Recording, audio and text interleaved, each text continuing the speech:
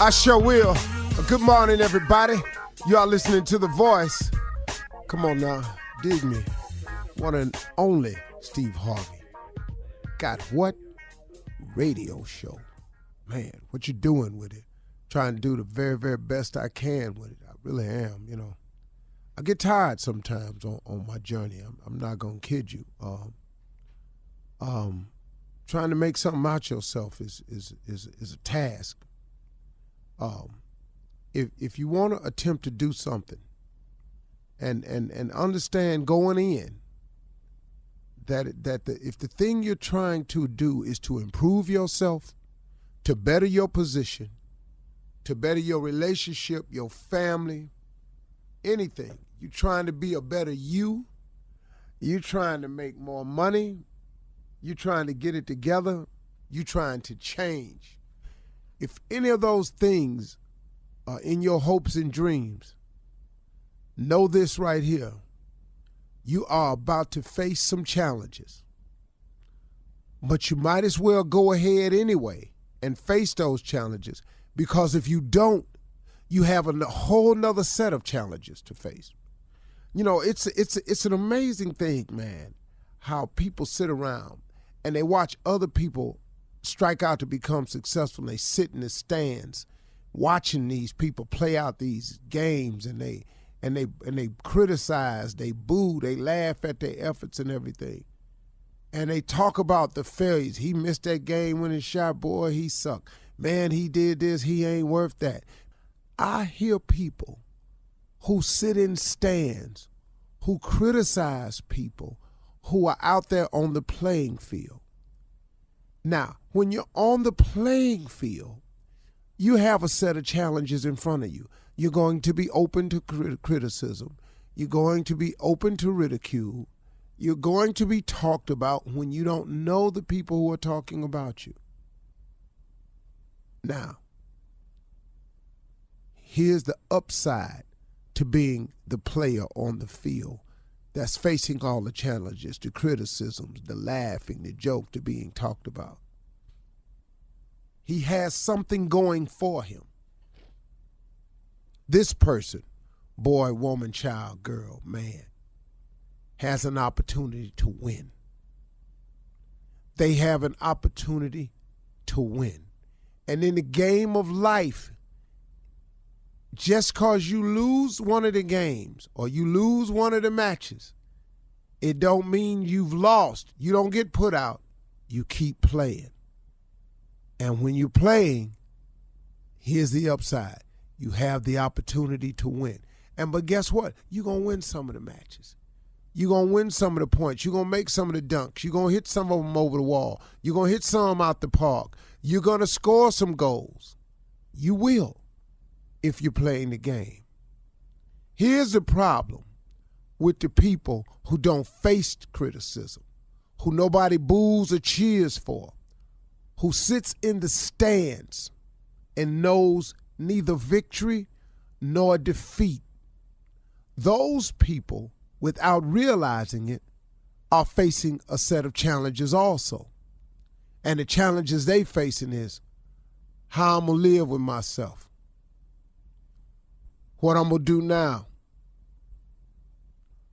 what direction am I going in, where am I going to live, wonder what job will hire me, wonder if I can get paid for criticizing. Oh, woe is me. I can't find the purpose in my life. And man, I'm just waking up in a state of confusion. I don't know what to do. Now, let me ask you something. Which one of them set of challenges you'd rather be faced with? Because if I'm on the floor playing, if I'm on the field playing, if I'm out on the court playing, then guess what? I got a chance at winning. But guess what I'm doing every day while I'm playing? I'm strategizing. I'm waking up with a purpose. I'm waking up trying to come up with another angle. I'm in pursuit of a goal every single day versus the people in the stands who know neither victory nor defeat. Get in the game. Face the challenges. Better yourself, better your wife, better your children, better your condition, better your employment status, better your job, better your career. Take a shot. Come on, man. What you waiting on? Because the alternative is to watch other people play the game. You know what I just do sometimes? Sometimes I get Forbes magazine or Money magazine, or sometimes I still grab a copy of the Robb Report. I just flip through it just to see. I used to get this book called Unique Homes. Unique Homes is a magazine that just has a lot of extravagant houses that's on sale across the country, across the world. I used to just flip through, man. Let me just see, man, what the people that's playing the game out there doing. Stop watching other people become successful when you could very easily be you, if you make the decision. But when you make the decision to become successful, get ready for a series of challenges. I think it's more difficult not to accept the challenge. I think it's, for me, this is just for me, it may not be the case for you. For me, I think it's far more difficult to wake up and just see how life gonna go today. Because, man, it could just deal you any kind of hand today. You understand? I don't like, spades. Let's talk a card game, for example. The game of spades, really, man, it ain't a whole lot you can do if you don't get no spades. Really? It's a couple of little strategies you got to do, but you can have all this ace, king, queen, diamond, all you want, but, man, you ain't got no spades. They cutting them. You're in trouble. Bid whist, different game. You can create what's in your hand. You got dealt a hand, too, but you can create a hand. You can call a trump. You can make diamonds your spades. You can make hearts or clubs your spades. That's what I'm saying. That's what it is. You can do something with it. It's a different game, man. You can strategize. I would rather have a say-so in my life than to wake up every day and just see how it's going. I think it's more difficult to not accept the challenge to be something than it is to accept the challenge to be something. I think it's more difficult to sit around and not be nothing. I think it's harder to watch everybody's life going somewhere but mine. I think it would be very difficult for me to sit here and hear them talking about other people and never mention my name. It would be difficult for me to see everybody rise and getting promotions except me. That would be difficult for me. It may not be for you, but for me it would be quite challenging. I would rather accept the challenge of making something out of my life than to sit there and criticize those and then watch and see how my life just may go. Okay? Just a thought today. You're listening to the Steve Harvey Morning Show. Ladies and gentlemen, it's here. The Steve Harvey Morning Show is on right now. It's on your radio. I tell you what radio station it is, but you ought to know it, and the only reason I know you know it because you're listening. So why would I say the damn numbers again? This is Steve Harvey Morning Show. We open this show with gratitude, man. Get your tude on. Gratitude affects your attitude, which is a direct correlation with your altitude. You got to understand that, y'all. This is starring Shirley Strawberry, Carla Farrell, Mouth of the South, Mississippi Monica.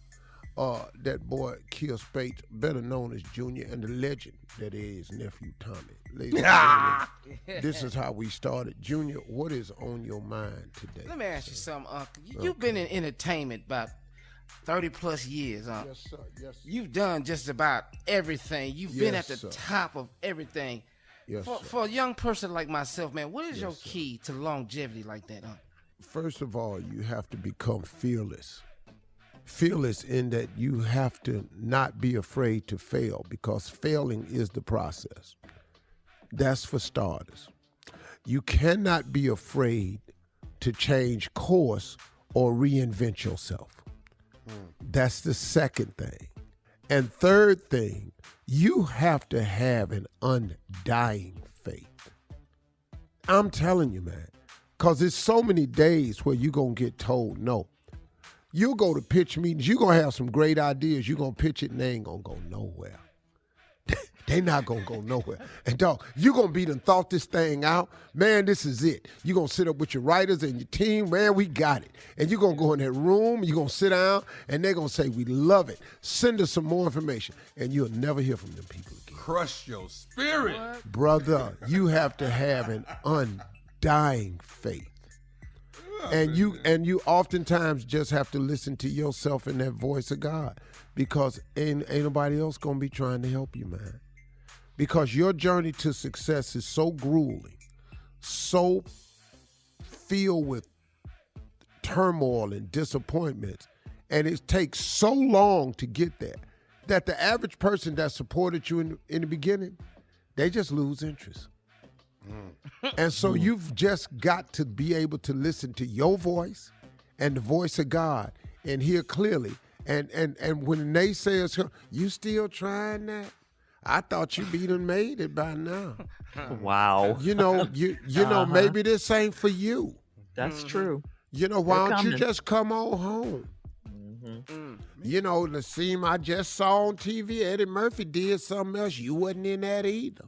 You know, I mean, seriously, man. I was you heard it all, Steve. Bruh, You heard it all. I was hearing all kinds of stuff. You know, they had a new movie with all them peoples in it, and I didn't see you. And I said, well, you know, what? Man. Don't give up. You know, so you have to have an undying faith, brother. You got to be fearless, and you can't be afraid to reinvent yourself. And that's the capacity. And you got to pray, dog. Yeah. Amen. Great advice, Steve. Man, that's good. You like that, Junior? Oh, Great man. advice. Yeah. The new Eddie Murphy movie. But on point, all in my business. All Yeah. in. All right. I know what they saying. Coming up at 32 minutes after the hour, the nephew is here to run that prank back right after this. You're listening to the Steve Harvey Morning Show. All right, it is time now to start your morning off with the prank with the nephew. We're going to run it back, nephew. What you got? We're going to run it back. Here it is, pecan tree. My granddaddy used to say pecan. Let's go, cat dog. Hello? Hello, I'm trying to reach LC. This is him. Hey, let me. Hey, my name is Marcus. My mom and them live next door to you. The Mr. and Mrs. My mom and daddy live next door to you, and I was calling cause y'all got a pecan tree in y'all backyard. I mean, right on the fence line, and it keep, you know, pecans and stuff keep falling over into my mom and them yard. So I'm calling to see if y'all can do something, man, where y'all can pick up. I mean, my mom and them that got a little older, you know, we've been picking them up for a long time. But I need somebody to, like, maybe you can cut the limbs back that's hanging over so that they won't, you know, the pecans won't be falling over into my mom and them yard.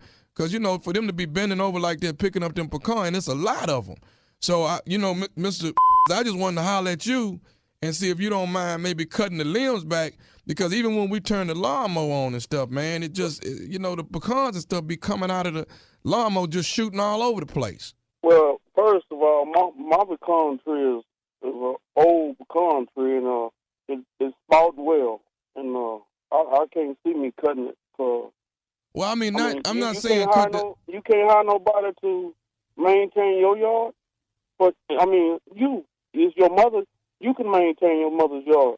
Sir, I go by my mother's house, you know, every other day and check on her, but I don't have time to go in the back and pick up pecans and stuff. You know what I'm saying? I mean, if you just, it don't seem no more than like maybe 4 or 5 limbs that's hanging over there, but them 4 or 5 limbs, I mean, it's a lot of pecans falling off of there. But so it's shady. My pecan tree is shady. I goes back there. There's no kind of nothing back there. Okay, you can hire sir. someone to rake the yard, whatever. Sir, I'm not cutting my tree for no like that. Sir, listen. What I'm trying to get you to do is I don't want you cutting your entire tree down. I just want you to cut a few limbs, sir. So you know those are the ones that are hanging over. It won't be, you know, the pecans won't be falling over into my mom's and them yard. And you know, like I say, they older now, man. They can't be bending over like that. So, you know, I'm just coming to you as a man right now and asking you, will you please cut this down so these pecans can quit falling over my mom and them yard? Well, I'm asking you, all you can do is hire someone. Okay, someone. I know your mother don't cut your yard. No, it's a guy that cuts the yard. But even when he cutting the yard, these pecans is flying out from underneath the lawnmower. They sooner or later we're gonna be breaking windows over there.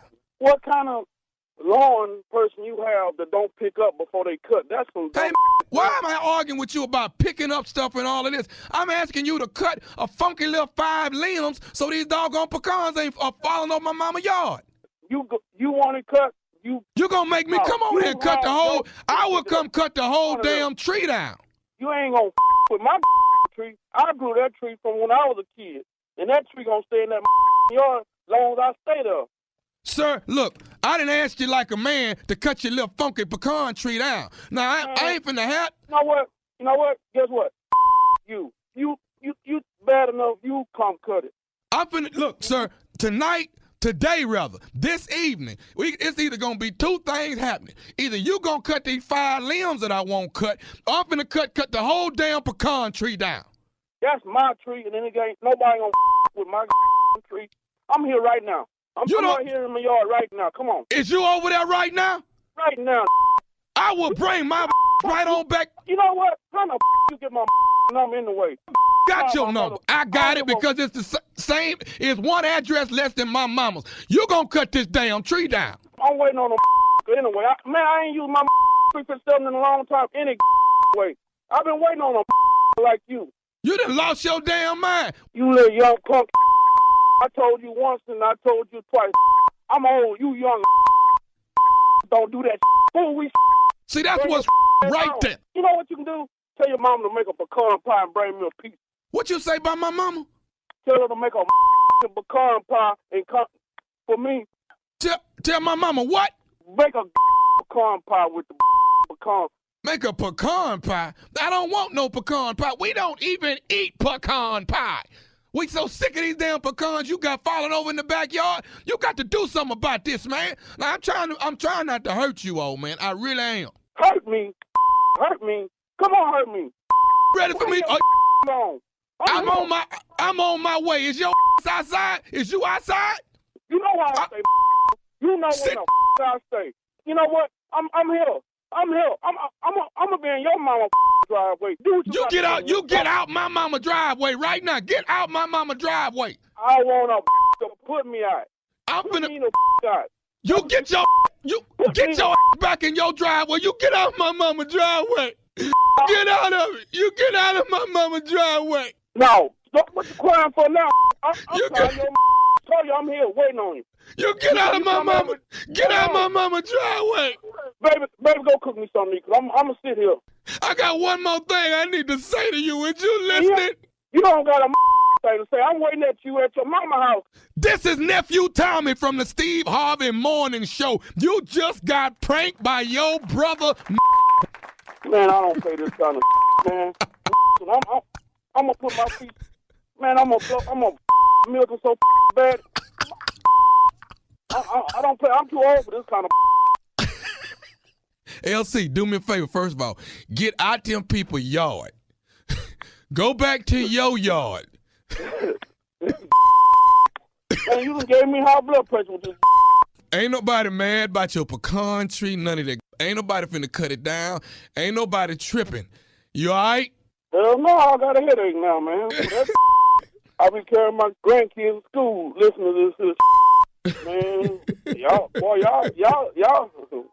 something else, man. I got one more question for you. Tell me, what is the baddest radio station in the land, LC? The Steve Harvey Show. Yeah. All right, we're moving on. Thank you, nephew. That foolishness. Coming up next, it is Ask the CLO with our Chief Love Officer, Steve Harvey, in the building, ready for your love questions right after this. Delaware, I'm on my way. You're listening to the Steve Harvey Morning Show.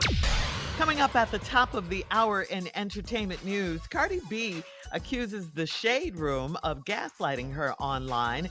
The 74th annual Emmy nominations are out. Plus, in trending gambling news, Drake, roulette winnings reach $25 million for Drake. Can you believe that? We'll talk million. Yeah, $25 million. We'll tell you what happened. Come on. All at the top of the hour. Always bet on black. We'll talk about all these stories, like I said, at the top of the hour. But right now, it is time for Ask the CLO. Chief Love Officer Steve Harvey in the building, ready for your love questions. This one's from Alexandria in Jacksonville. Alexandria writes, my husband will celebrate his 40th birthday in August, and I'm planning to have a small gathering at our house and then take only a few of the guests to the strip club to surprise him. How do I get his parents and his sister to leave before we do? I don't want it to be obvious so that they're excluded. So how do they do that? Well, the best way to do it is tell his mama, who probably go to church, that y'all going down to the strip club. That'll clear it. Really? Yeah, that'll clear it right on out. What, baby? But I'm gonna tell y'all, man. That's the new thing now. These young people now, women go to the strip club as much as men do. They do. It's a whole different culture thing now, man. Yeah. So I ain't got no advice for you. Okay. But just tell her mama, give her a I'm gonna just tell you, this is a bad idea. Okay. Why do you say that? Taking your husband to a strip club on his 40th birthday. It's just a bad idea. I don't know what you think men are thinking when we're watching a stripper, but it ain't you. Oh. I don't know what you think a man is in his head at the strip club. I can tell you right now, the entire time he's there, he's thinking of doing something to that girl that's on that pole. That's what he down there thinking. That's what men think. Okay. All right. You can't focus while you down. You sitting up in here, you done took your husband down here for his 40th birthday. That's what he down there doing. Okay. The hell you think it's for? Man, you want me to have a good time? Drop me off. You go home. Let me go on in here. There we go. Sit up in here, go in here with me. Now I gotta act like I don't care about this girl up on this pole. You mad though? Why you mad? Yeah, because I damn near want to marry her. That night anyway, I've been there. There ain't a man living that ain't went to the strip club but wanted one of them, man. Okay. All right. Good Wonder if advice she to make a good Alexandria wife. then. Do something else. Okay. With a stripper. All right. Dom in Maryland says, I'm a 33-year-old married woman married to a greedy, selfish man. I can't keep leftovers or have any snacks to myself. If I hide things, he finds them. He thinks because he is the breadwinner, he shouldn't have to ask for permission first. He has no shame in this game. How do I get him to be more considerate? Girl, this ain't, your man hungry. Well, what is you talking about selfish and inconsiderate? What is you hiding food for? Why don't y'all buy enough? See, all this here, you stashing food, now he got to go looking for it. He hungry. He ain't selfish or inconsiderate. He hungry. He's still in her You snack. hide, pack all the food in the refrigerator, fill up the cabinets with snacks. He ain't got to go looking for it.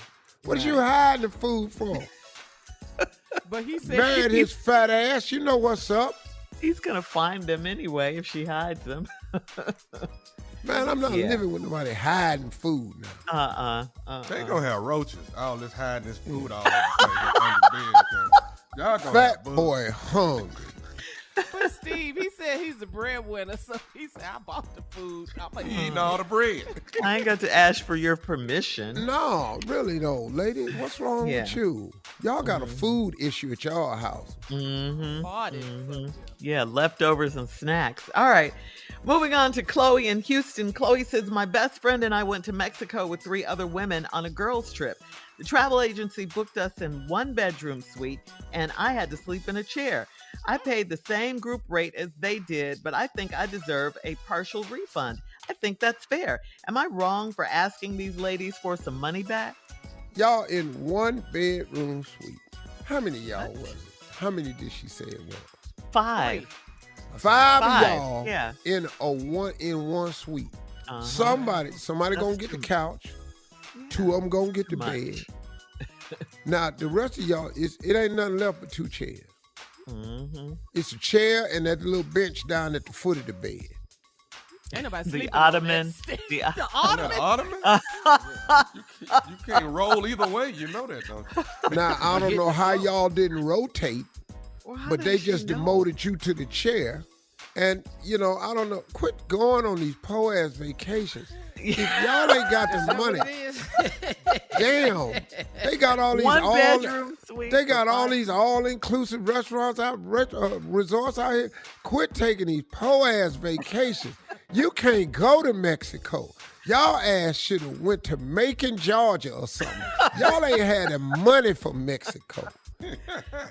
You could have went to Minnesota, Minneapolis.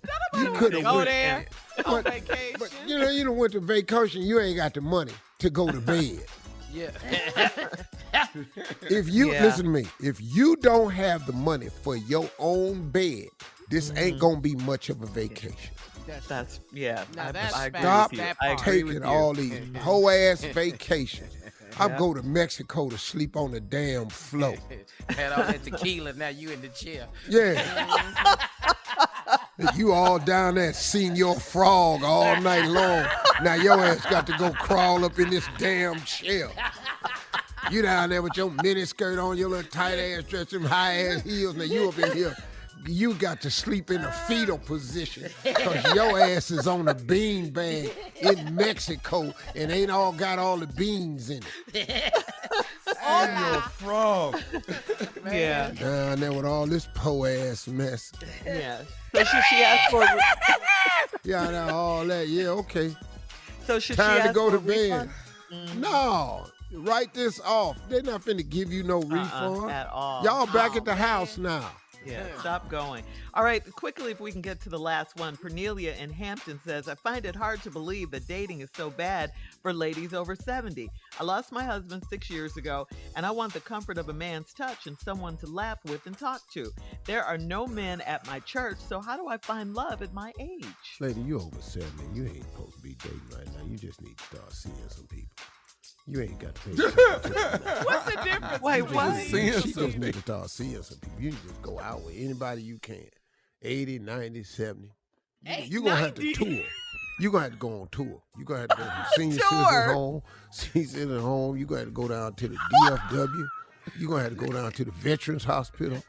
You're going to have to go down to the convalescent home. You're going to have to move around. You're going to have to make friends at some rehab centers. You got to make some friends. You got to spread out. There ain't a whole lot of 70-year-old people left that can date. Thank you, You got to go on CLO. tour. I'm sorry. You got to go on tour. Coming up at the top of the hour, we'll have some entertainment news for you right after this. You're listening to the Steve Harvey Morning Show.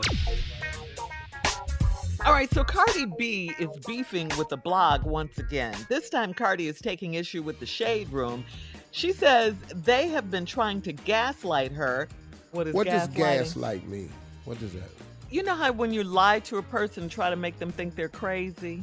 You psychologically manipulating their minds, trying to make them think they are crazy. So you're lying to them. That's what it is, Steve. You trying to say you do that on the record?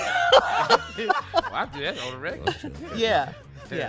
That's what it is, though, Steve. Yeah. That's what it is. So does she think the Shade Room is doing that to It's her? gaslighting her because they're leaving up a post about her daughter Culture despite efforts to have it removed. The Shade Room responded to a critique that it focuses on negativity by providing examples of what was actually they thought positive coverage. That's when Cardi fired back in a video saying, now you guys want to gaslight me, and if you guys are not doing shady stuff on purpose, why mute me from commenting? And then you post certain things positive about me so you can continuously post negative things about me. Then you don't do this to other artists. Since then, the two sides managed to hash things out in a private phone call. The Shade Room says it has come to a resolution and is putting the issue to rest and moving on, wishing Cardi the best and continued success. A tweet from the Shade Room reads, "What happened earlier was bad, but how it ended was good." Editors also vowed to never subject readers to this kind of behavior again. So, yeah. Wow, that's crazy, man, that these blogs have that type of power. Power, yeah. But the only reason they have that type of power is because they're given that type of power. You know what I'm saying? Mm-hmm, You mean the credibility that yeah. people Because give it? The Well, I blog? think Yeah. it's just the credibility. Is that the same thing as validity? see, if you reputable source that people Well, believe what they're saying all the time. Is that what you mean? I mean, you know what? If you in your mind make something valid, then it's valid. You know what I'm saying? I don't know if I'm explaining myself correctly. I'm just saying this right here. Because so many people are on the Shade Room, they think what it is true. They believe the Shade Room. That's true. That's true. Because this generation gets all their information from online. They don't watch CNN. That ain't what they're doing. They're not CNN headline news. They don't watch the Today Show, Good Morning America. They don't get, ain't no newspapers. They go online, and it's true. And but get isn't their, it, if the Shade Room, if they're posting these stories, though, just because you, as a celebrity, you may be the content of the story, does not mean it's not true that they're posting it. You just don't like the content of the story or how they do. Do you see what I'm saying? Is it two sides to that? Well, part but I as think, well? you know, I mean, the Shade Room, just mean like it most is blog true. sites, are not reputable news centers. Yeah, it doesn't mean exactly. They They're not operate off journalists. gossip. They they're operate not off journalists. rumor. They operate, because that's how they get eyeballs. You know, they operate off innuendo.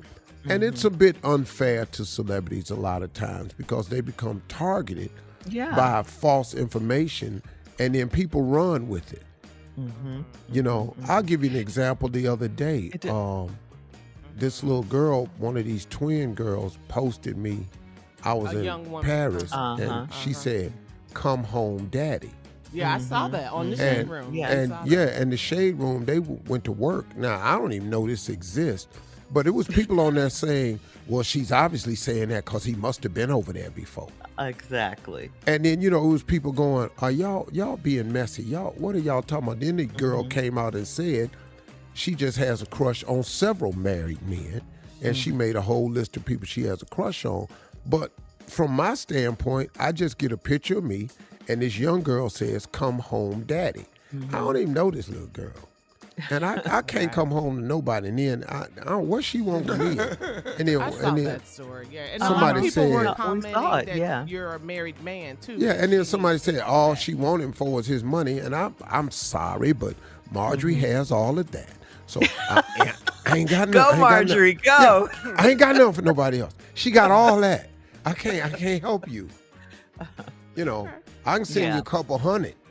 But You know, that I got off on the side. $200. Yeah, I can send you a couple hundred. I can move that without nobody knowing. Yeah. But you want 1,000. I got to go talk to accountants and stuff. Yeah. It goes back to you can't believe everything you read. Just because it's posted doesn't mean it's true. It doesn't, you know, you got to check your sources, all of that. You don't have to believe everything you read. Well, you know, just 'cause on it's there. hard. Imagine if you were famous for put yourself in. Tommy got a show, been on TV 7 seasons. He's subject to this. Kier Right. goes out on Twitter subject. Imagine if people just started posting stuff about you, Right. didn't ask you nothing, Right. and just start saying stuff that has a little bit of truth in it. Right. Yeah. And I think this particular situation, they posted a video of Culture, Cardi B's daughter, Baby. holding the money from a birthday party, but her dad posted the video, so they kind of reposted, I think, what her dad did. Oh, so, when she had that stack of money. Stack of money. Yeah, I think that's the issue that Cardi wanted. I don't know, but it doesn't seem like it was something they made up. Is my point. Well, the other key is, and what I try to tell people that I know who are famous, try not to give them a pen to stick you with. Careful how you put your kids in. Come Yeah. on, man. And- if you, and if you with put the- something out about there the on that kids. post, It's about the kids. You're right. giving them a pen now. Yes. All right. Coming up at 20 minutes after the hour, a threesome on a cruise ship started a fight between about 60 people. We'll talk about that That's right a after this. multiplication. That's a 6 What? to something. That ain't no 3. Them That's a 3 6 people to knew a something. lot of people, dog. Yeah.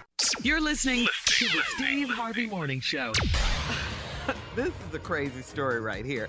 It's about this huge fight between 60 people. It broke out on board the Carnival cruise ship Magic about a couple of weeks ago, I'll say. The ship was headed back to New York when a fight started over cheating allegations in a threesome between passengers. They had upset their significant others. Witnesses say the fight lasted over half an hour. More people kept getting involved. Beer bottles and glasses were flying everywhere. Witnesses went on to say the people fought from the 5th floor all the way down to the 1st floor. Almost all of... Serious about my threesome. Yeah. What is going on these cruise ships? What is happening? Almost all of the Carnival That's a lot, security but you know what? You're saying 30 minutes, sir. That's a lot of. You know how long that is to be fighting? Yeah, That's a long Over time to 30 fight. minutes. I saw a multiple long time. over 30 They minutes. take some breaks. because first all you see is the fight. You just see the fight, all these people fighting, and then you're wondering what are they fighting about? And it's a threesome. Do they have a clip of it? Yeah, I saw it.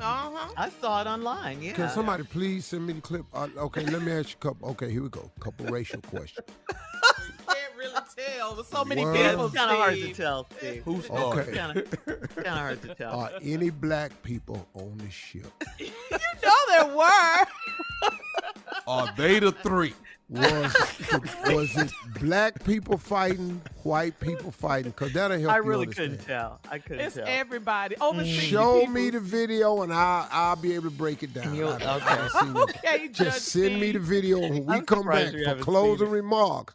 I will break down. Give me time to analyze this video. And Carla, Anyway. was they naked doing this? No, they weren't naked. All right, all of the Carnival security team had to break up the fight, call the U.S. Coast Guard and the NYPD to disembark the passengers. But this is what I love about this whole story, this last line.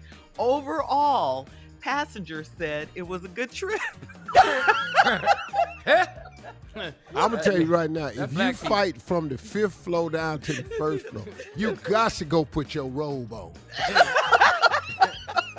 Somebody got to go get some house shoes. Did the threesome know each other? Did they just meet on the ship? There's so many questions. Yes. They just up and down the promenade deck. There they go. That's her. Wait a minute, that ain't her.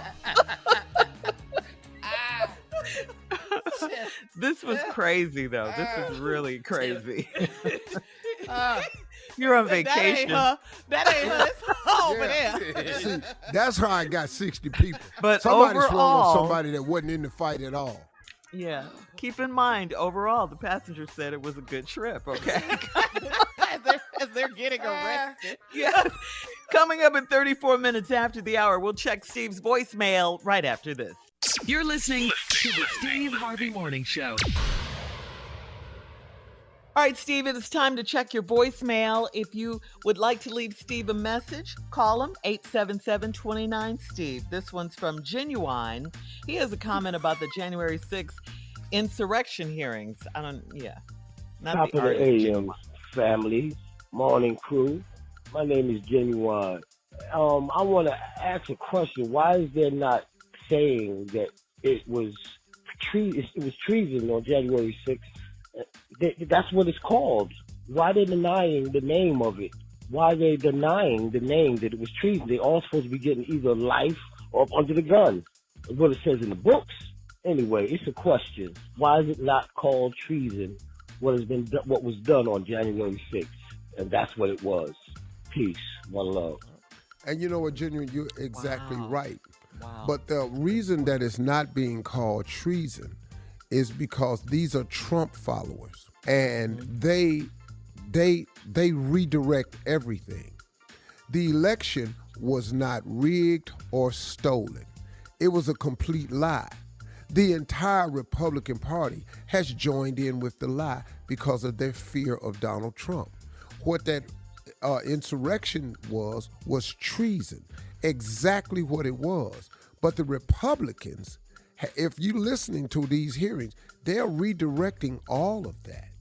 It's that they were just concerned citizens. They were motivated protesters. They were everything. When you went in there and broke in them people's offices and had your feet up on the desk and desecrated those offices and broke into that building And kill people. and kill these officers, That's murder. That's an act of treason. Yes. That's the highest crime. And it is punishable by death.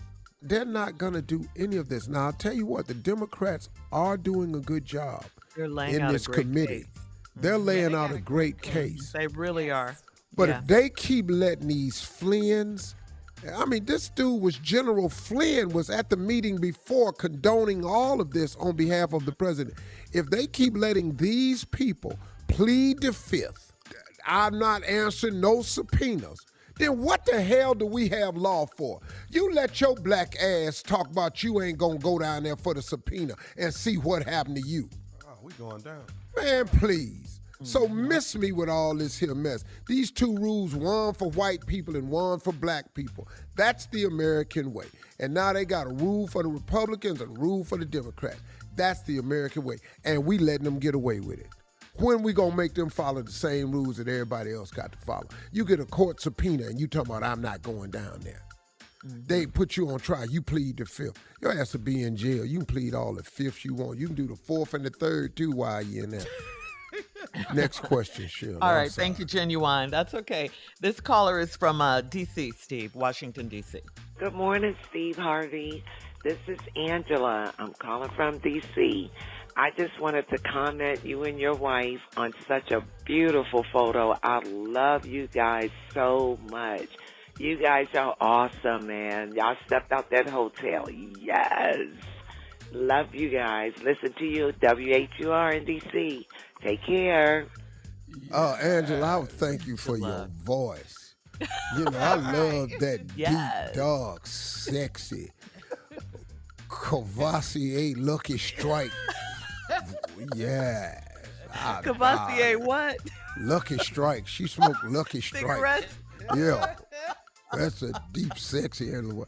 But you know what, hey man, can I tell y'all something? You know, people be talking about my fashion and stuff. I'm married to a chick that stay fly. Yes, I'm talking does. about when this girl was doing Lady Love's Couture when Instagram first came out. She was the only one doing that kind of stuff.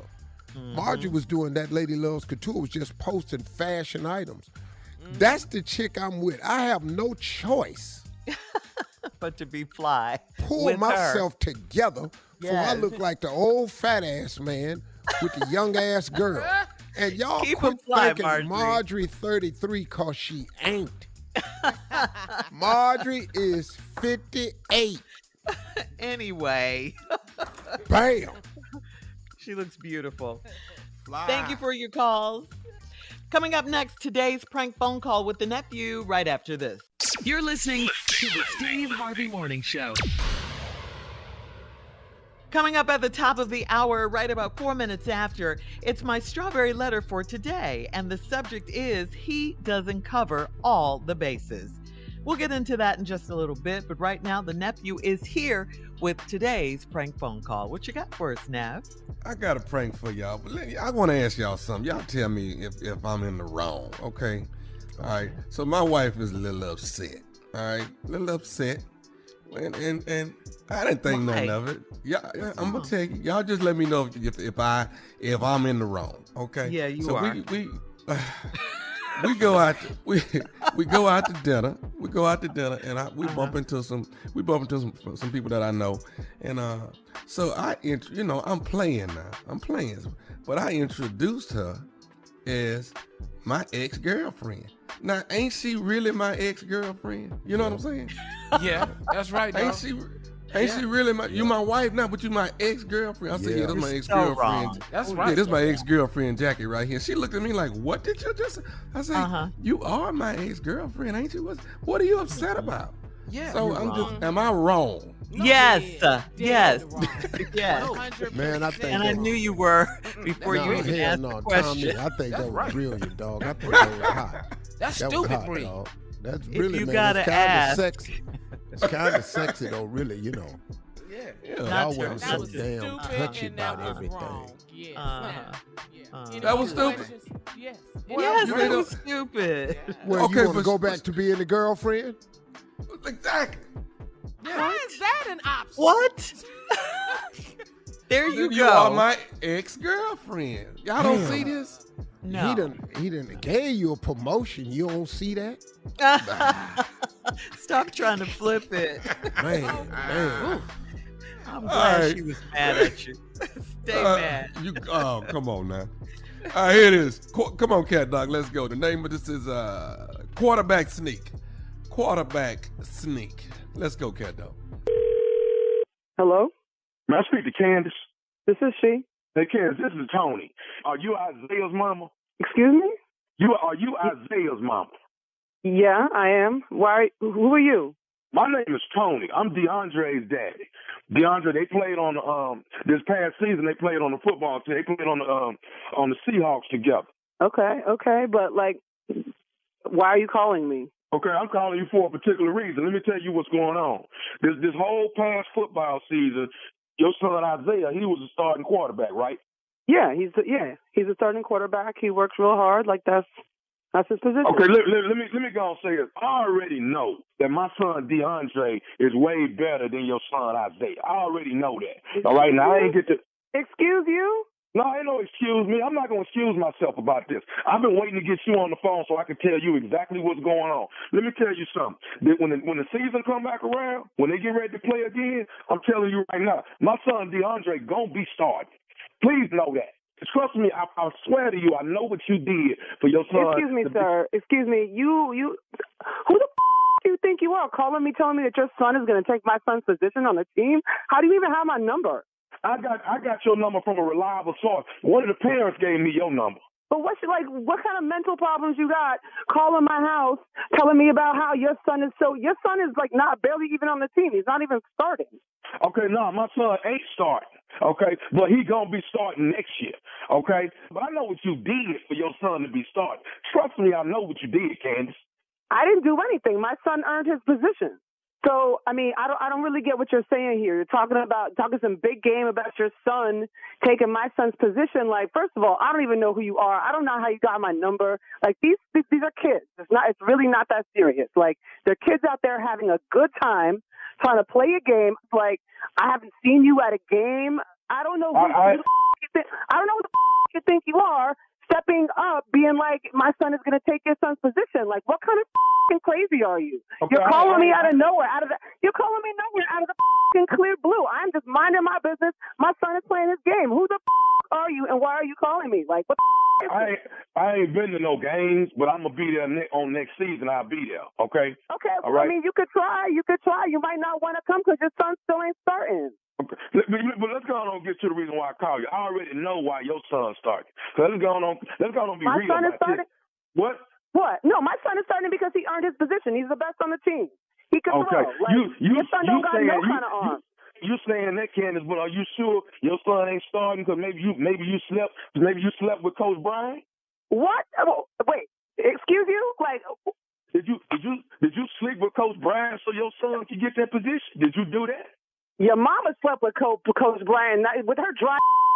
That's why your son ain't playing. Who the do you think you are accusing me of sleeping with a coach? Hey, I'm just letting you know I know what you did for your. You don't know.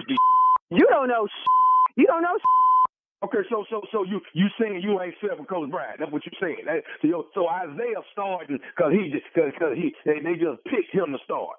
You are crazy. First of all, you're gonna have to talk to my husband because these accusations are ridiculous and out of control. Like, I don't know who the you think you are calling the house accusing me of sleeping with the coach. My son earned his position on the team. He's like, who the do you think you are? You are straight bugging. Who is your husband? Who is that? My husband is Curtis, who you don't know because you ain't never showed up for your own damn son.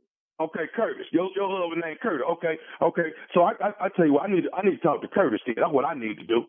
Oh, you're gonna more than talk to Curtis. You're gonna catch some hands from Curtis with that mouth. Okay, all good. So let me ask you this here. You talking about Curtis that drive trucks? That Curtis? I'm talking about Curtis, my husband, in my house. You don't know who we are because you ain't never showed up. You ain't nobody. Your kid is nobody. This whole phone call is bull. And you need to crawl back into whatever hole you came out of because I am not here for this. Curtis is a truck driver, right? Yeah, you lucky he ain't run your over yet. Oh, okay. You talking about Curtis? Now, can I tell you something else that I done found out about Curtis? Can I tell you that? I kind of don't want to hear anything that comes out of your mouth at this point. Okay. But say your this is the last thing I'm gonna say out of my mouth. Can I just tell you what I know about Curtis? You better make it quick. I'm gonna make it quick. Curtis got me to prank phone call you. This is nephew Tommy Candace from the Steve Harvey Morning Show. You just got pranked by your husband Curtis. Are you kidding me? We're on the radio right now? No, you're not on right now, but you're going to be on in the morning, though. Oh, my goodness. Like, my heart is racing right now. I got to jump through the phone and tear up your throat. Are you kidding me? My husband put you up to this? Your husband got me to call you, baby. He said, your son is an amazing quarterback. I said, cool, we're going to do this. Yo, you don't understand. My chest feels like a vice right now. I want to kick you in the throat. Oh, my God. All right, Candace, you got to tell me one thing. What's the baddest, and I mean the baddest, radio show in the land? Steve Harvey in the morning. Oh, my God, I'm sweating, yo. Sweat it out, baby. Sweat it out. This is what we do. Crank it down. You Crank it down. Coach. That's why your What, boy Steve? started. That lady said, what? Your Your mama slept with the coach. Dog, you insulted that sister. She was done. Yeah. What? Because you say anything. You say any of this to Curtis. Well, I'm starting Saturday night, baby. The nephew got the starting position at the Grand Theater in Wilmington, Delaware. Tickets are on sale right now, all right? I'm starting. I'm headlining. It's mine. It belongs to me, all right? You can get them at the box office. You can get them all Ticketmaster outlets. The nephew coming to Wilmington, Delaware. Tickets on sale right now. All right, nephew, thank you. Coming up next, it is the Strawberry Letter. The subject is he doesn't cover all the bases. We'll get into it right after this. You're listening to the Steve Harvey Morning Show. It is time now for today's Strawberry Letter. And if you need advice on relationships, on dating, on work, on sex, on parenting, and more, please submit your Strawberry Letter to steveharveyfm.com and click Submit Strawberry Letter. We could be reading your letter live on the air, just like we're going to read this one right here, right now. And you never know, it could be yours. You never know. Buckle up and hold on tight. We got it for you. Here it is, the Strawberry Letter.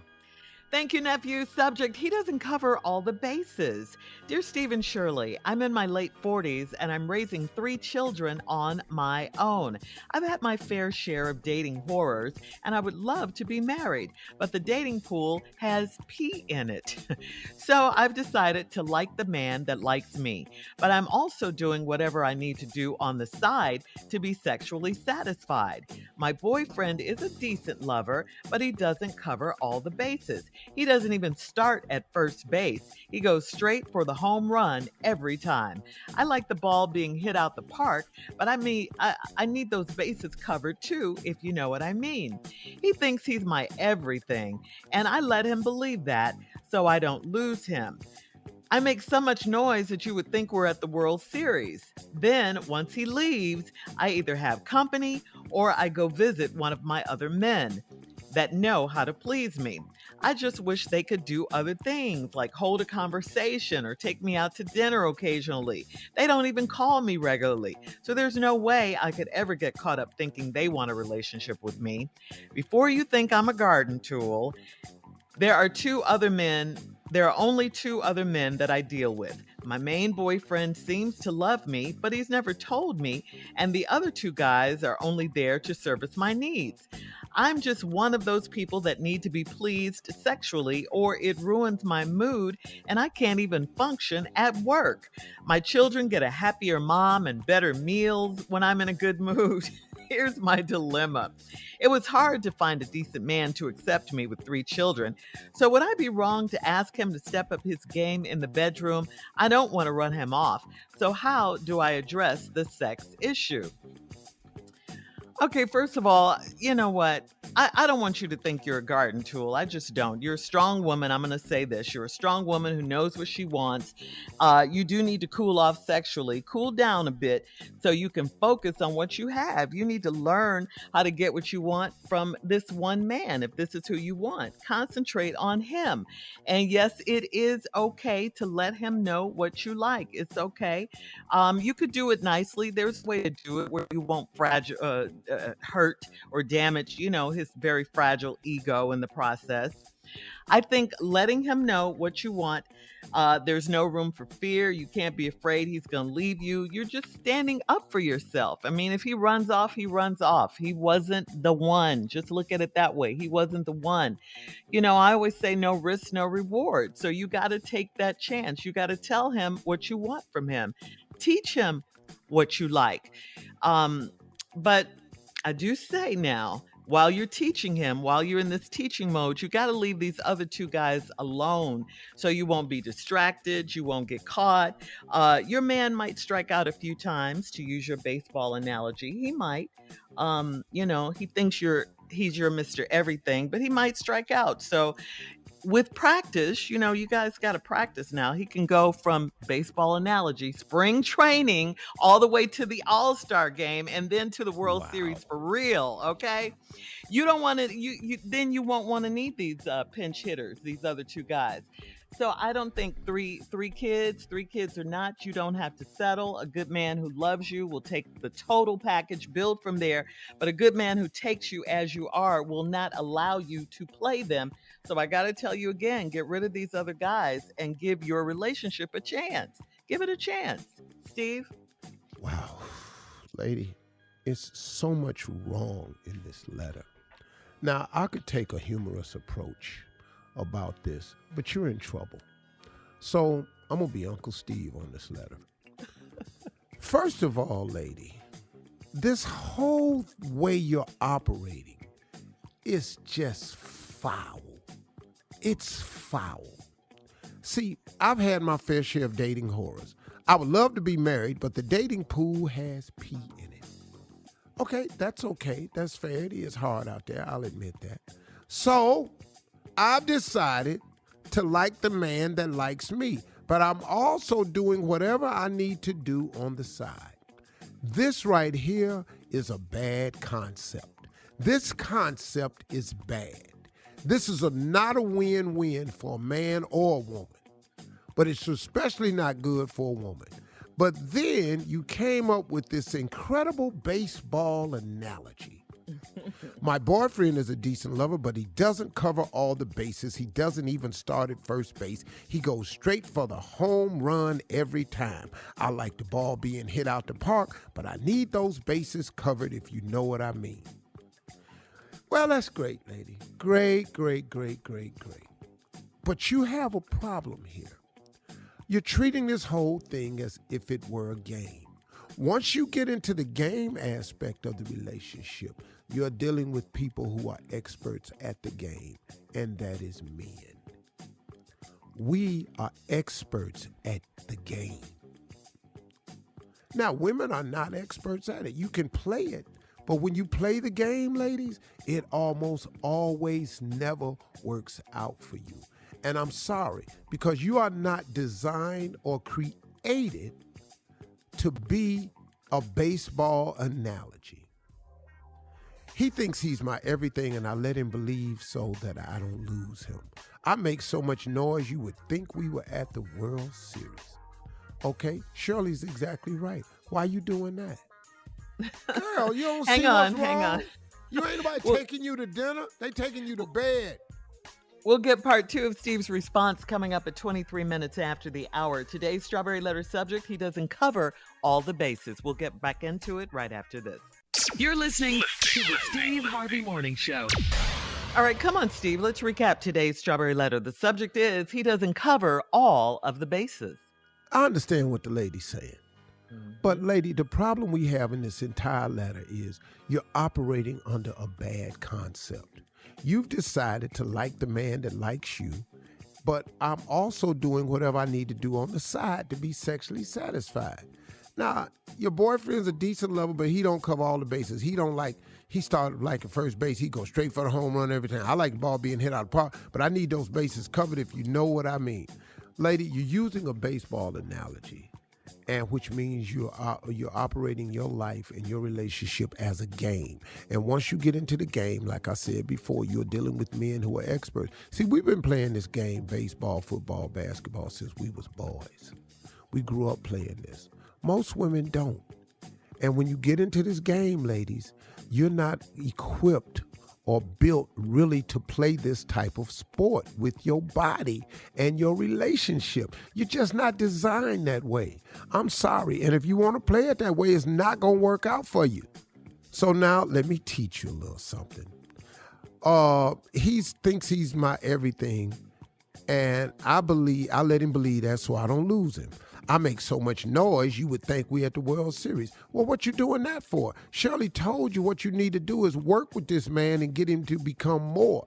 But no. Once he leaves, I either have company or I go visit one of my other men that know how to please me.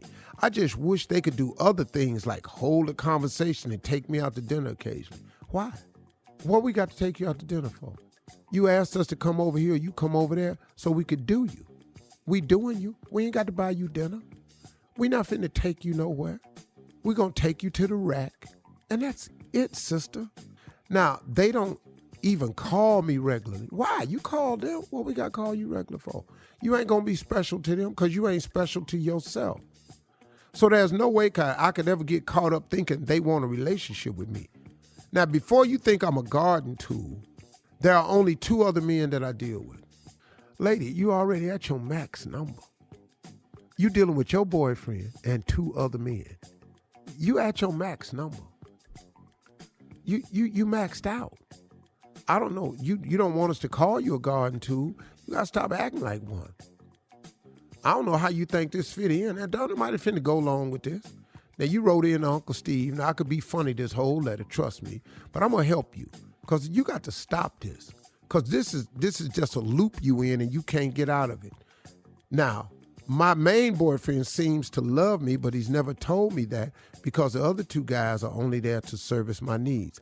He feels that some kind of way. He may not know exactly what's going on, but men ain't as stupid as you think. Then you say, I'm just one of those people that need to be pleased sexually. Listen to this. Or it ruins my mood and I can't even function at work and my children get a happier mom and better meals when I'm in a good mood. So let me ask you something. So when you ain't getting sexed, you can't go to work, your ass is grumpy, and you can't cook. Lord have mercy. I can't. Lord have mercy. Here's my dilemma. No, we already know what your dilemma is. You got to get sexed or you can't function. That's the dilemma. Here's my dilemma. It's hard to find a decent man to accept me with 3 children. Stop right there. You going at this with the wrong energy. Your transmitter is off. The signal that you're emitting from your brain, your body, and your mind, that remote control that you're operating, sends back. What you send out is what you get back. So the reason it's hard to find a man that will accept you with 3 children is because you don't require that they accept you and the 3 children. You go over and require that they service you after your boyfriend has inadequately performed. So now you're getting exactly what you put out. Would I be wrong to ask him to step up his game in the bedroom? Shirley said it best. That's your only option. Ask him, show him, teach him. I don't want to run him off, so how do I address the sex issue? You wrote this letter. You wrote a letter that addressed it all. But you can't sit down and have a conversation? So now, since you like baseball analogies, let's go. What position on the field do you play? You ain't the pitcher. You ain't throwing it. You know what you are? You the catcher. You behind the plate catching balls. That's all you doing. You're in a squat position with your legs open, catching balls. That's what the catcher do on the baseball field. You're in a squat position with a mask on, and you catch balls. Do we understand? All right, well, let's leave it there. Let's leave it there. If I were you, I would yourself stop a playing team up. catcher and get a better position on the field. I would be right. the manager and the pitcher. That's right. Because right now, you ain't nothing but a catcher, and all you catching is balls.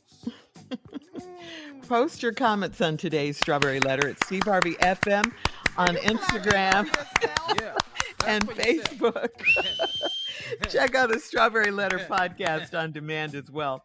Now, coming up at 46 minutes after the hour, Sports Talk with Junior right after this. You're listening to the Steve Harvey Morning Show.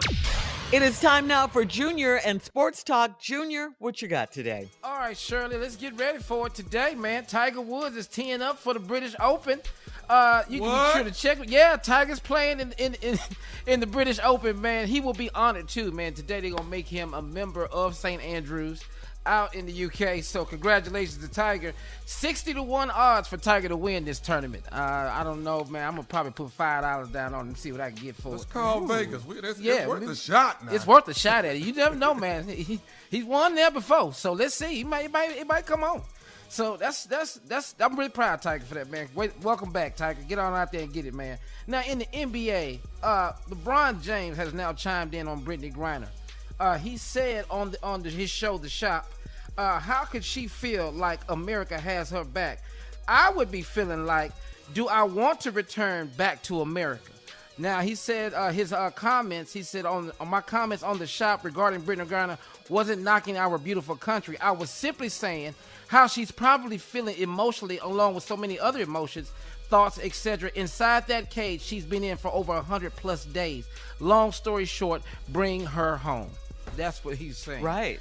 And you know, when LeBron James get behind it, man. Well, look, America has a lot of issues. We understand that. I come here before I sit in that cage in Russia. Oh, my goodness. So I'm going to come home. People I love are here and everything. I got a lot of problems with America myself. But this is also the country that I was born in. And I keep expecting without results oftentimes for this country to, which they're not, get it right. Now, they're going in the wrong direction right now. But first of all, let me get out of Russia, out of this prison, and I'll come back over here to America and deal with that. And we do have a lot of issues, and LeBron is right. You know, he's not dogging the country, but the moment you say something like that, here come them so-called patriots. And these so-called patriots are patriots for who? And to who? Yeah. You know, so I understand fully what LeBron is saying. You know, we need to bring this girl home. I think they got her in a position now to get her home some kind of way. Let's keep praying about it and get it, because it's really out of our hands. Hey, y'all, listen to me. When you get into foreign policy, we've never been allowed to vote on foreign policy ever. We don't even know what our foreign policy is.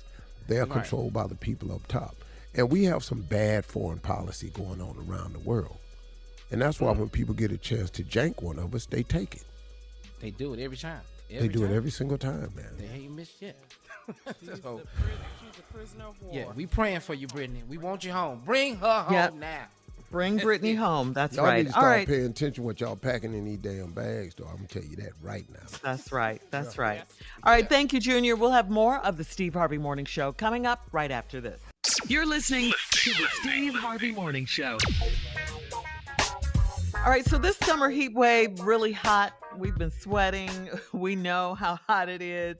And, you know, think about kids today. They don't really know how to play the games that we used to play back in the day during summer. So, guys, want to ask you this question. Can you guys reminisce and tell us about some of the games you played outside? I know you have some stories, Steve. Give us some suggestions about what the kids can do to stay cool this summer. Get your daddy's pipe wrench, go down there and take that nozzle off that fire hydrant and get all the damn water you want. Or turn that sprinkler on in the front yard and just run your ass back and forth through it. In and out, in. Or let your mama take that nozzle off that fire hose and put her thumb on it and spray your ass. Yes. Act like y'all don't remember that. Yeah. Man, please. I'm going to tell you something I did one time, man. We played hide and go seek one time. I hid under Miss Payne's porch. I damn near fainted under there. It was so damn hot.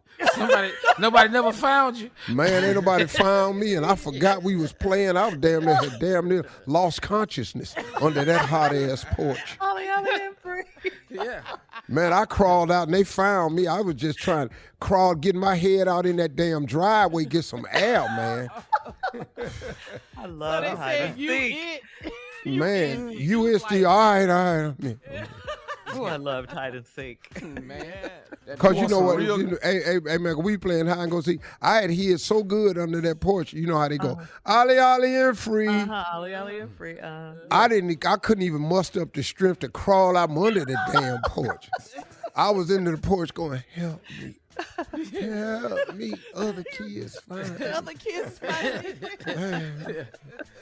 Tell you what, man, that was fun though when we was growing up. Cause we had to go outside. Going outside was fun. We went to play like it was a job. You left the house at 9 that morning. You couldn't come back in there till 5. That's right.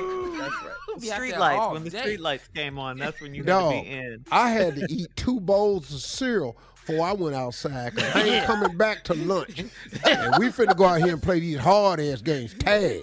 I'm playing tag with Sop and them, and they ass was fast. Football. Touch on the concrete, tackle in the grass. That's it. Jump rope. Sideline sticks. Man. Jump rope, all of that. Go down there and go fence hopping. Start down at the end of the street and just hop fences. Whoever can get to the top of the block first win. But you had to go past Kang, though. See, Kang was chained up at the same The German Shepherd. Did you ever win when you hopped the fences? Oh, hell yeah. My little skinny ass could go, man. I could climb. Plus, I was from the country. Mm-hmm. You know, that's all I did was climb on stuff, so I could win the fence hopping. You ever got caught in one of them barbed wire fences? Because I damn sure had. I ain't got whole shirt caught up on the barbed wire fence. Wow. Really? Shirt. Oh, hell yeah. Shirt. Boys were so rough. Where were you at prison? Boys were rough. Forehead from the barbed Get wire your fence. shirt.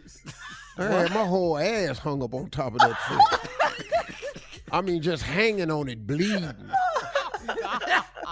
You know, because you don't know. You got your belt loop caught on that thing. You done tore your jeans and don't wear them Lee jeans. Man, I was just dangling from the fence. My brother had to come get me down. Oh, wow. Yeah. Did you all play sports? Yeah. Baseball and stuff? That's all it was, Shirley. Kickball, baseball. Football. Yeah. Dodgeball. What about Dodgeball. Hell yeah. Woo. Oh, I was scared of Larry, though. Larry could throw that ball so damn hard, man. Ooh, ouch. You know what we Cock did? back and You know what we did? We had found a set of golf clubs. We didn't know nothing about golf in the hood.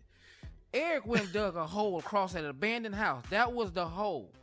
Everybody had a club. I'm over there trying to get this ball across this street with a putter. We ain't know nothing about golf.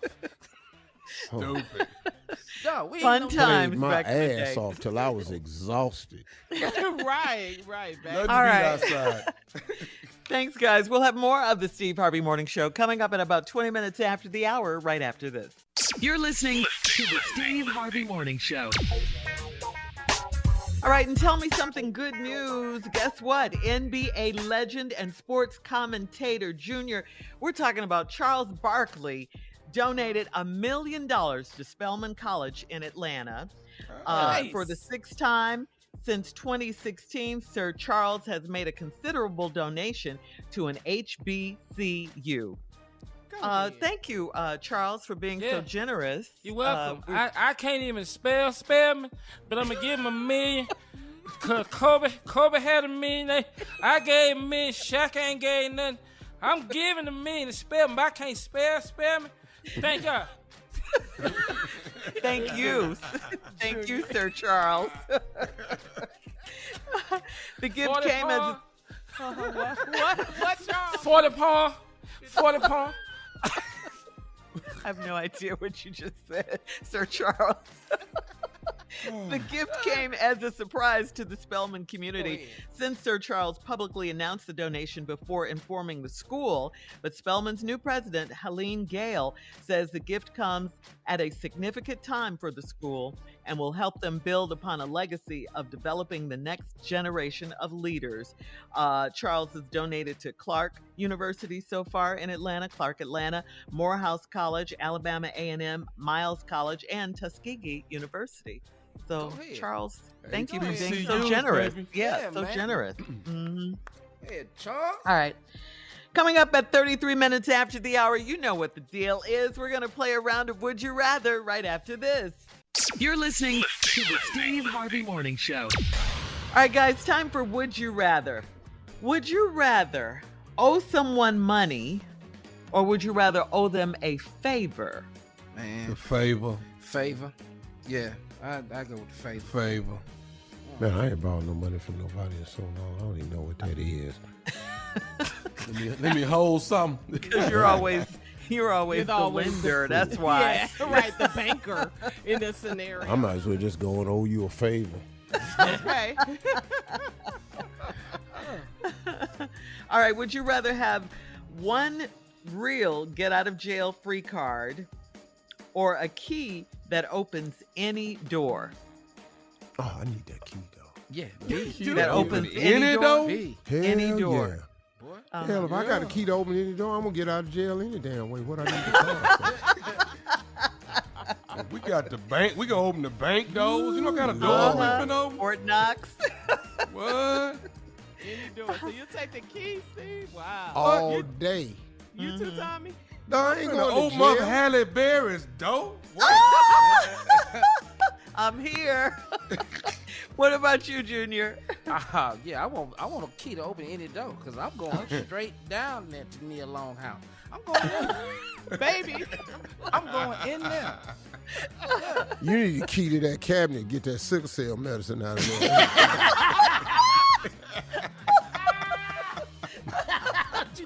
What you doing in Neil Longhouse with your hell you down in Neil Longhouse have a crisis in front of that girl. Put your ass in your car and get down there to that hospital and get that cabinet open. Man. All right. Would you rather attend a party or host a party? Man, a 10. A 10. Jesus. Come on, Mr. Man, and throw everybody out the party when you want to. Yeah, let me attend. That way I can just go home. Yeah. It's hard to get them out once they there. All right. In school, would you rather lunch or recess? Oh, that's a tough one. Lunch or recess? Lunch or recess? I was good at playing. I go recess. I was out there killing them on the I want basketball. that lunch, though, man. I got to have that lunch. Recess playing. They was both the same to me, so. Why were they the You was same? passing both up. You was passing I both them was players. playing in the lunchroom. And I was outside eating at recess. I took my bag out to recess. Hell. Okay. All right. Would you rather a rich friend or would you rather a loyal friend? Rich. Nothing about no loyalty. We can buy Yeah, loyalty. about you being Rich. loyal, man. Come on. Rich. I ain't All got right. to do it in no damn way. I need some more We'll rich-ass friends. We'll end on that note. That's all for today's Would You Rather round. We'll be back at 49 minutes after the hour for some closing remarks and for our last break of the day right after this. You're listening to the Steve Harvey Morning Show. All right, guys, here we are, last break of the day. And it's been a good Thursday. It's been a good day. Hey, tomorrow Quick morning, week. special guest, Lizzo. Oh, yeah, on the Lizzo. Steve Harvey Morning Show. Yeah. First Yeah. time. Nice. Can't wait to talk to her. Yeah, she's fun. Yep, Fun. around She seems fun. 7:20. Mhm. 7:20 Eastern. Lizzo, checking All right, in. Lizzo. All right, Steve, time for you. You got your closing? Yeah, my closing is kind of simple. I wanted to talk to people about prayer. I oftentimes say, how valuable prayer is. I was telling the audience before I left Family Feud last night One of my favorite things I've always said is don't forget to pray. Don't be ashamed to pray. And don't be too proud to pray. Because prayer changes things. And prayer changes people too. Prayer has been my most valuable asset in my life. There has been nothing that has been more valuable to me during my lifetime than prayer. And you know why? Because I recognize something in prayer that I've heard people say, but I really started understanding what prayer is. Prayer is a weapon. Prayer is a weapon. And now I want you to understand why I'm calling it that. Because prayer can be used as a protection device, as a survival device, as an anti-confusing device, as a solution device. It is a weapon, and it is a weapon to be used for good. I don't use weapon to pray against my enemies.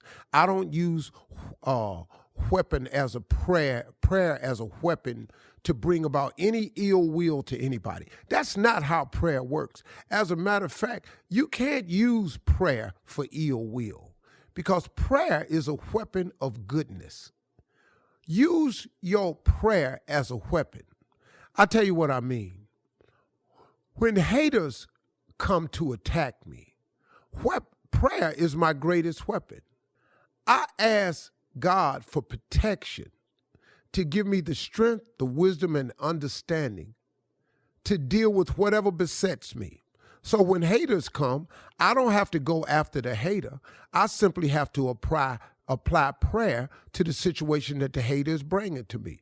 Prayer protects me. Prayer tucks me under the ever-loving wings of Christ. It puts me in a position that allows God to tuck me under his wings and cover me. Prayer helps me against hostility. Prayer helps me against anxiety. When I'm anxious, when I don't know what to do, when I'm in a state of confusion, prayer provides peace. It settles me down. It calms me down. It causes me not to have to try to figure it out. You know, you heard old people say, if you're going to pray about it, don't worry about it. And if you're going to worry about it, then don't pray about it. You've heard that, man. I use prayer to hold down confusion. I don't have to be confused. I'm telling you right now, when I'm confused about something, I pray about it. And it calms me down because it removes the anxiety of the unknown. What causes a lot of people anxiety is because you are constantly dealing with the unknown. Why are you worrying about the unknown? It's unknown. You don't even know where to direct the worry. Worrying about the unknown, do you know how crazy that is? Do you know how much anxiety you put in yourself when you are concerned about the unknown? Wonder what they gonna do when I get down there. Wonder what they saying about me when I ain't around. What you tripping on that for? You don't even know what they saying. You don't even know what the situation gonna be when you go down there. And remove yourself. Sometimes you can help yourself by removing yourself. Man, if I go down there, they're gonna be tripping. How about this? How about you don't go down there? See, what is it about going over there that's gonna fix it anyway? Whenever I'm in doubt, I get out. If I think somebody means me ill will, I stay away from them. I ain't got to go down there and deal with them. You know what, man? When people talking about me, what they think about me, I'm so disconcerted about what you think about me. The 65-year-old me, I wish that was me at 25. Because, man, how often y'all have had to tell myself, why are you worried about what they saying about you when what they say about you don't even matter? I stopped giving people control. I gave my control to God, my creator. I pray for peace of mind. I pray for joy. I pray for wisdom. I pray for understanding. That's why I call it a weapon, because prayer allows no weapon formed against me to prosper. I'm Isaiah 54:17 all day long. Say what you want to say, write what you want to write, and think what you want to think. Because when you get through with your little weapon that you forming against me, I'm going to put some prayer on you. And you ain't going to be able to do nothing to me God don't allow. But then when things do beset me that's ill-willed, I sit still because I know there's a lesson in it. There's a lesson in everything, man. But if you use weapon as your prayer instead of your mouth and your actions, you'll go a lot longer, man. Instead of going down there and telling them what you think, why don't you try prayer? Prayer changes things. Don't be afraid to pray. Don't be ashamed to pray. And don't be too proud to pray, because prayer changes things when you can't. Those are my closing remarks today. I hope you got something out of it. If you didn't, we'll try something tomorrow.